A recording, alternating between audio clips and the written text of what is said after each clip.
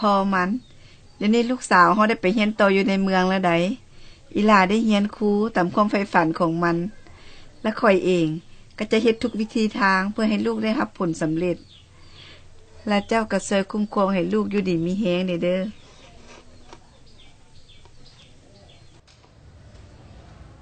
เบิ่งหยังนี่คะแนนโอ้มี6วิชาเด้5โตจะเป็นเก่งกินข้าวกับหยังนี่เพิ่นก็ย่อเขาเกินไปคะแนนเพิ่นหันกระสูงคือกันหั่นแหละแต่กระสู่เพิ่นบ่ได้อยู่ดีหั่นแหละแบบนี้ต้องไปฉลองอยู่ห้านสิไปห้านนี่หยังอ้าวสิ้นเปลืองกินข้าวอยู่นี่ดีกว่านี่เนาะประหยัดอีกก็ว่าแหละนี่มื้อนี้กินน้ำข้าวก่อนก็ได้มีจื่นไข่พร้อมแจวนี่แม่เขาเฮ็ดฝากมาให้แต่บ้านหมดแล้วนี่โอ้เป็นตาแซ่บเนาะแน่นอนลงมือเลยดีกว่าเฮ้ยอย่าเฝ้าไปล้างมือก่อน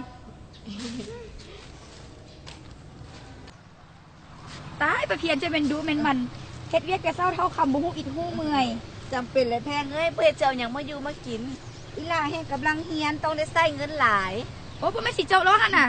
แม่นระบ่อีกปีเดียวก็จบแล้วได้ผักงามเอาแท้เอาว่ะฉันเอาซื้อผักได้5,000ผู้เดียวผู้ขอบใจหลายๆ3 คิดขอบใจ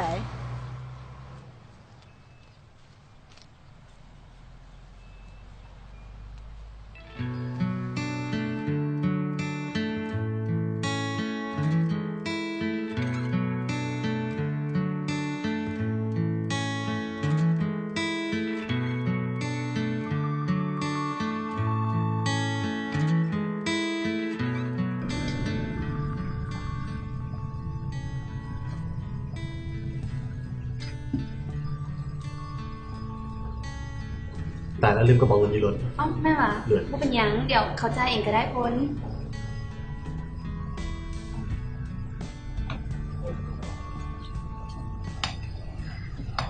ที่เหลือไม่ต้องทอนเด้อให้จิบเลย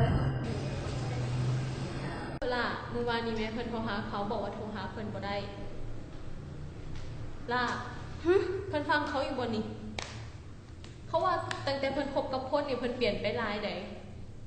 มันก็เป็นเรื่องธรรมดาอยู่แล้วก็บอกเลยว่าพ้นน่ะเป็นเศรษฐีจะให้เขานะให้ตัวบ้านนอกสิวะโอ๊ยก็อายมูติบอกแต่เขาว่าเพิ่นควรสิอายหลายกว่าใดเป็นเศรษฐีแต่ว่าเฮ็ดโตเซเพเขาบอกเพิ่นจะเถื่อละว่าบ่ต้องมาเว้าให้แฟนเขาไปกินข้าวกับพ้นดีกว่าเอ้าแล้วแม่เพิ่นได้ล่ะ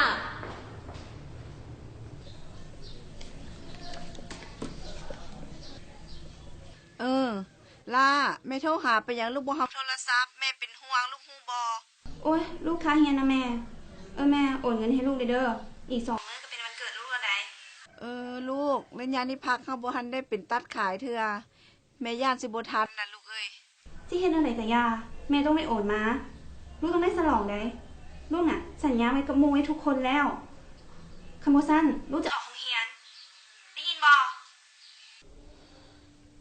Happy birthday to you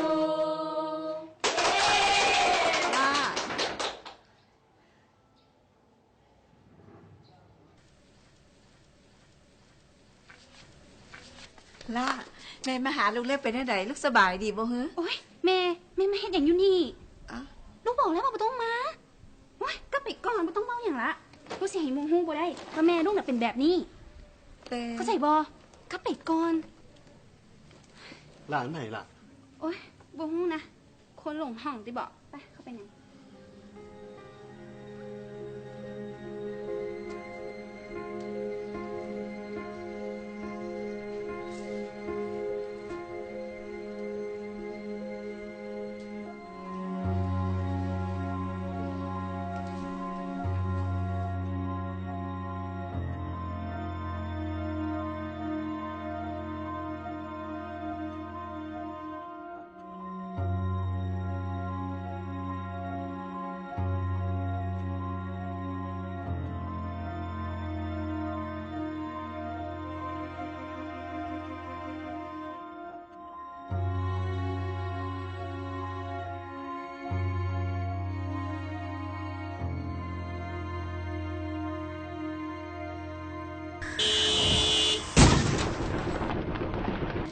อ้าวเดือนเป็นอย่างจะหักมา ขอโทษด้วยที่มาซ่า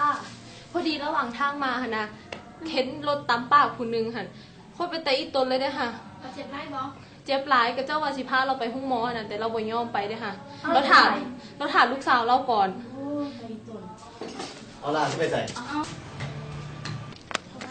แม่แม่ไม่ได้ต้องทำแบบนี้แม่ ลาลูกแม่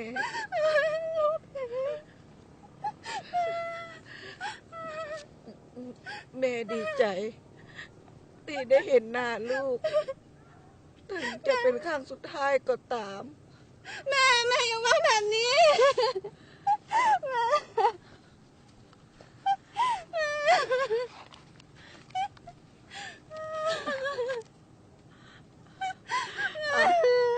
นี่เป็นเงินก้อนสุดท้าย ที่แม่จะให้ลูก บ้าลูกอยากได้เงินบ่อยากได้อย่างทั้งนั้นบ่อยากได้เครื่องนุ่งงามๆบ่อยากได้อย่างทั้งสิ้นเลยลูกอยากได้แม่ลูกอยากอยู่กับแม่ตลอดไปแม่ได้ยินบ่แม่แม่ แม่คงบ่มีโอกาสแต่แม่คงบ่ได้อยู่ถึงมือ ที่ลูกจะรับปริญญา แม่คงบ่มีโอกาส ได้ถ่ายรูปงามๆกับลูก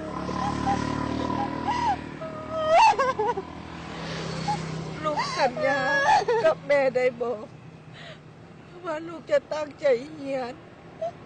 ลูกสัญญาแม่ลูกสัญญา ลูกจะเป็นคนดี โดยลูกจะเป็นคนดีแม่